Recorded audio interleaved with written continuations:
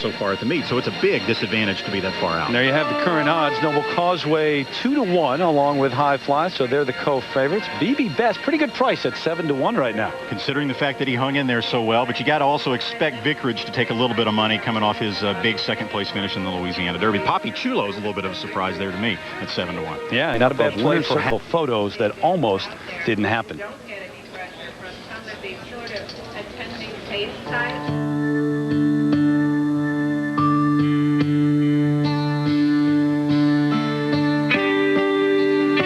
It's a lot like riding a motorcycle standing on the seat.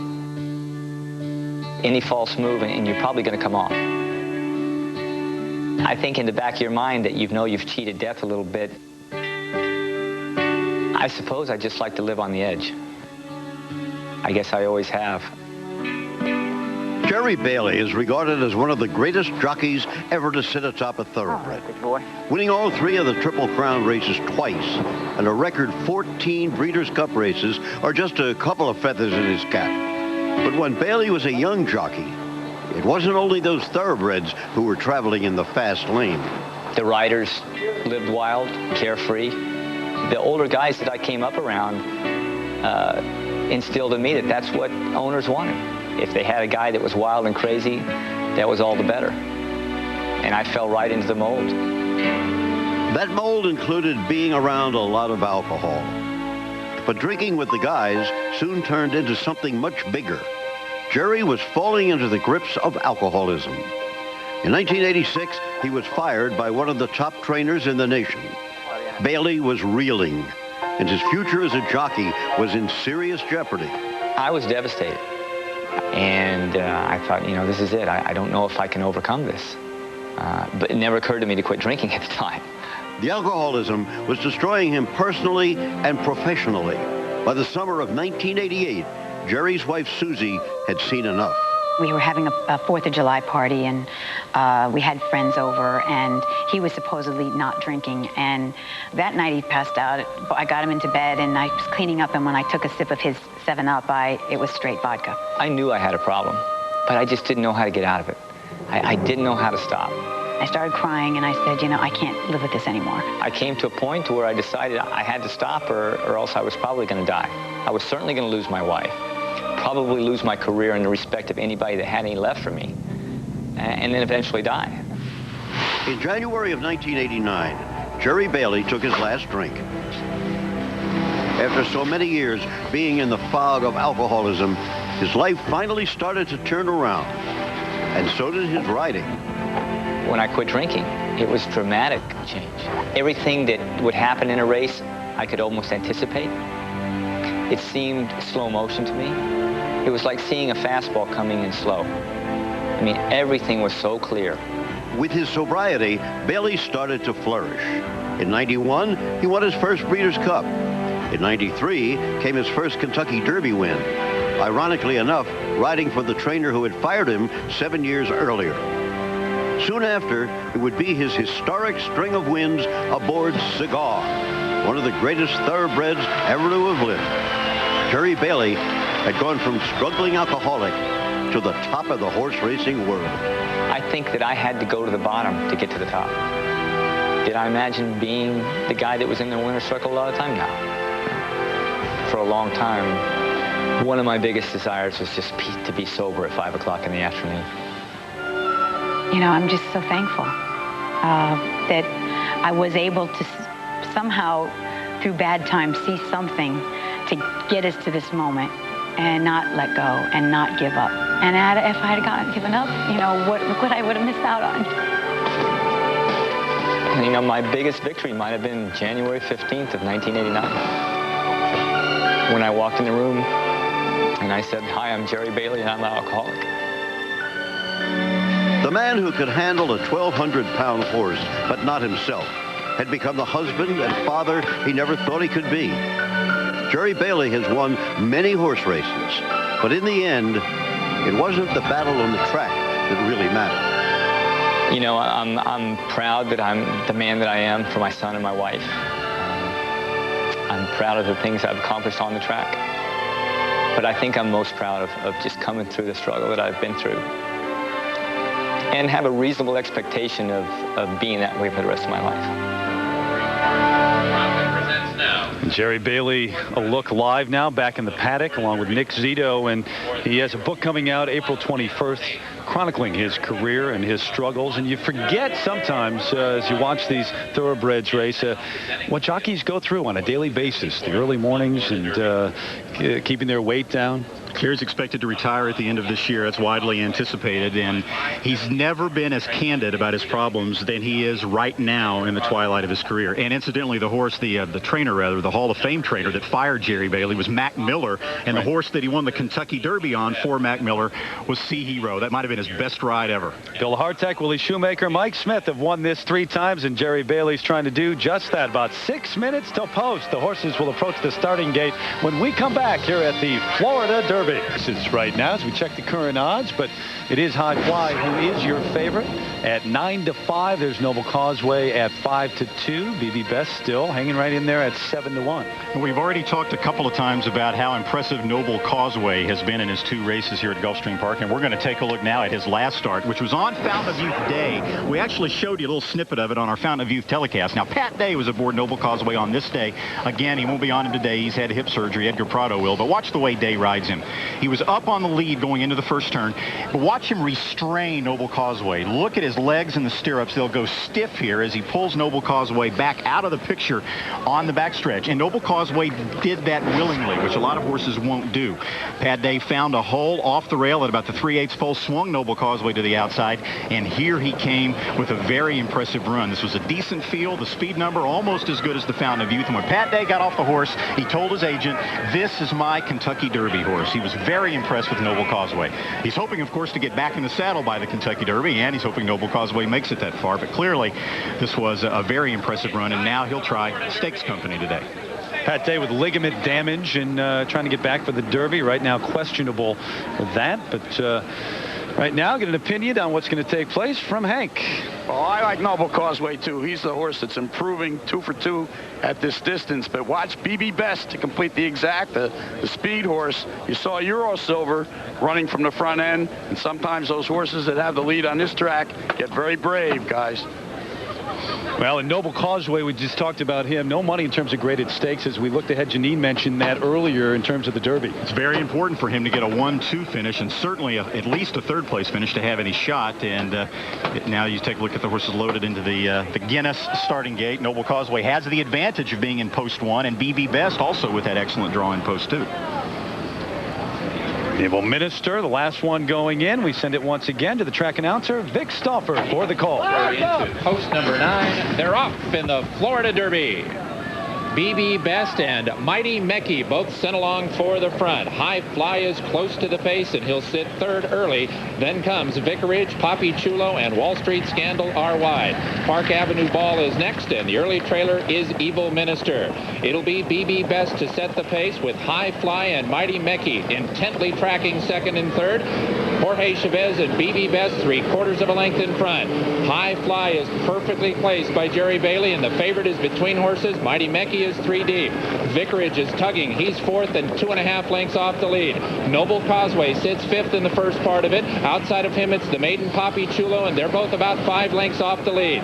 Park Avenue Ball has 7 to come. Then Evil Minister, 13 lengths off the lead. And if Wall Street Scandal wins the 54th Florida Derby, he'll make up 15 lengths in the final half mile. BB Best aggressive into the far turn. He's opening up his lead now. BB Best is 2 lengths in front as High Fly continues to track in 2nd. Mighty Mecky is 3 deep in 3rd. Vicarage, like his daddy 6 years ago, trying to win the Florida Derby, and he's about to take 3rd. Here's Vicarage in the yellow cap. Noble Causeway is in with a chance. He is 4.5 lengths off the lead. Park Avenue Ball's just inside of him. Poppy Chulo has 9 to come, and they run to the top of the stretch. BB Best is still there. He's about to be confronted by High Fly, who makes his move. BB Best just ahead in front. High Fly is 2nd. Mighty Mecky races in 3rd. To the outside, Noble Causeway comes with his run. Noble Causeway is 1.5 lengths from the new leader in the Florida Derby, and that's High Fly. High Fly to the final furlong. He'll have to hold off his stablemate, Noble Causeway. Nick Zito, 1-2 for the final 100 yards. High Fly reaches. Noble Causeway can't get by him. High Fly wins the Florida Derby. He won it by a length and a quarter. Noble Causeway second. Nick Zito 1-2. BB Best third. Park Avenue Ball finished fourth. 1-2 here in the Florida Derby. And High Fly, another impressive ride by Jerry Bailey, who has now won this for the third time. High Fly had a good trip in this race. He had a good trip in the Fountain of Youth, and he's going to have a good trip in almost every race he runs in, because he's the kind of horse that has the tactical speed to put Jerry Bailey in perfect position, and that's exactly what he did again today. It was like a replay of the Fountain of Youth for the first part of the race, and you saw BB Best setting the pace and High Fly poised right behind him, and High Fly manages to hold off stablemate Noble Causeway. Last year, Nick Zito was 0 for 8 going into the Belmont Stakes. He won it with Birdstone. He was 0 for 11 in the Travers Stakes. He won it with Birdstone. Now he's 0 for 16 and wins the Florida Derby. So he's now 1 for 17 in High Fly, the 4-3-year-old to win 3 stakes races here at Gulfstream. Jerry Bailey aboard. And Jerry, we talked to you after the Fountain of Youth. Congratulations once again. Here you are, 3-time winner of the Florida Derby. Jerry, we asked you after the Fountain of Youth if you thought he could go 1.25 miles. Now you've got another 1.125 race in him. What do you think? There you go. Well, you answered the question from the last time. Will he go to the mile? No, we got didn't audio have much to say about no, it. He didn't. He's audio problems, obviously, for Jerry Bailey. But once again, Nick Zito 1 for 17 now. He finally wins the Florida Derby. He's won 2 Kentucky Derbies. He adds this one now, an impressive run. Jerry Bailey aboard, holding off Noble Causeway out of the Zito barn as well. Earlier this week, bit of a scare. High Fly had the fever, but he had a good workout on Wednesday, and that's why he entered this race. 8 days ago, he had a fever for 1 day, and obviously it scared the heck out of Nick Zito with all of the strangles things going on at Palm Meadows, but the fever quickly subsided. He had to delay a workout, but Nick said it would be no problem, and he was right. And quickly, let's go over and join Janine. Well, I'm here with second place finisher Edgar Prado, who was aboard Noble Causeway, the very lightly raced colt, who was making a big step up today. What do you think Noble Causeway learned in this race today? I think he learned a lot. You know, his competition today was a little tougher than before, and he tried real hard. He ran like an all-pro. I think when you hear more from him from the future.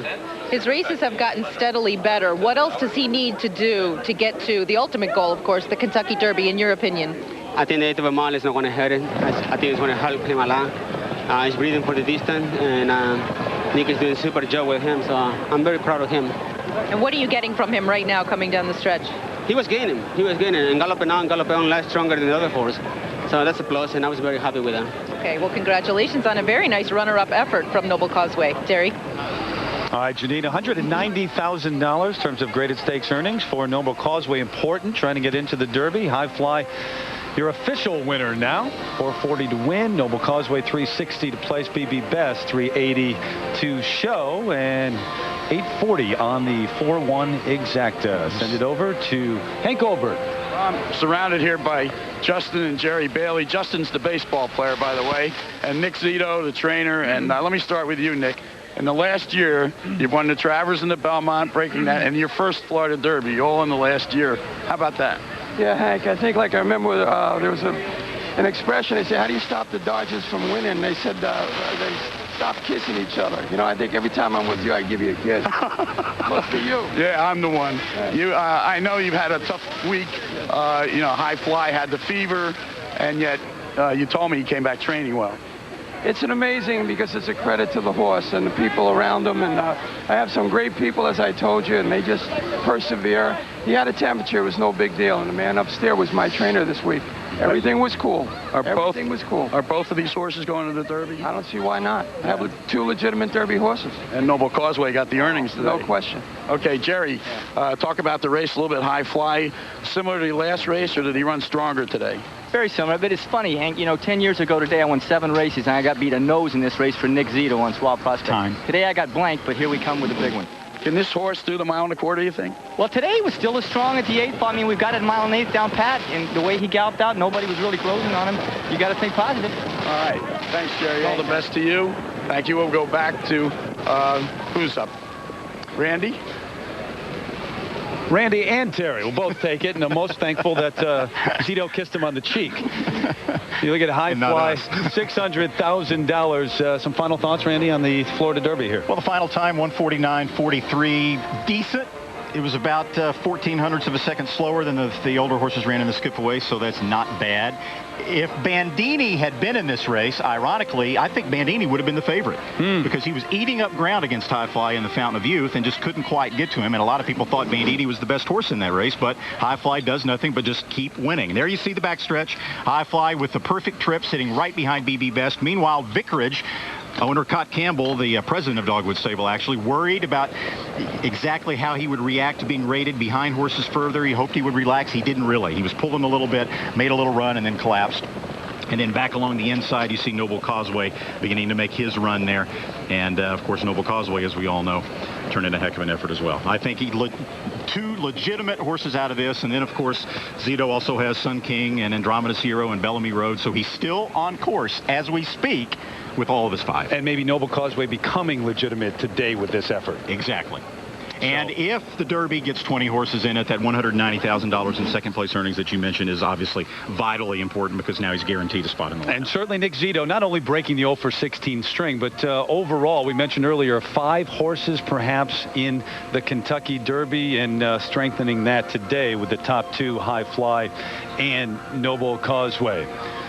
So that does it for the Florida Derby. High Fly wins it. ABC Sports is online at ESPN.com. Search ABC Sports. Tomorrow, that NBA regional doubleheader tipping off on ABC at 12:30 Eastern. Now, except on the West Coast, stay tuned for World News Tonight, Saturday, and our continuing coverage of the death of Pope John Paul II, of course, or your local news over most of these ABC stations. This is ABC Sports Championship Television. Goodbye, everybody, from Gulfstream Park.